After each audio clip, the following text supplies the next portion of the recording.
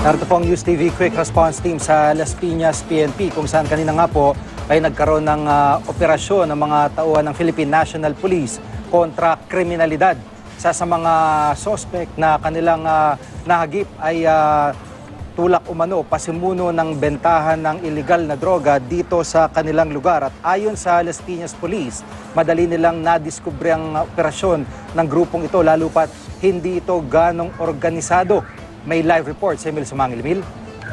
Magandang hapon, Chiki. Sa bisa ng search warrant ni raid ng Las Piñas Police ang bahay ni Rando Bien, o mas kilala sa alias na Bandoy, na pinag-iinala ang sangkot sa pagtutulak ng shabu sa street level o yung mga parokyano, Chiki, ay mga ordinaryong tao.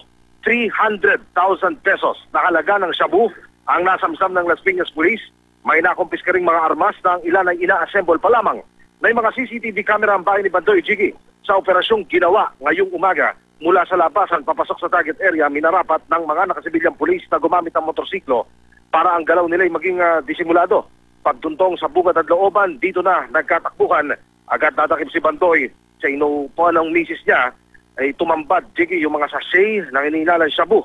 Ayon kay Senior Superintendent Jemar Modiquillo, ang hepe ng Las Piñas Police, madali nilang nadiskubre ang operasyon dito dahil yung mga kliyente ay mga ordinaryong tao, kalat ang kanilang mga transaksyon at masasabing hindi sistematiko o yung organisado.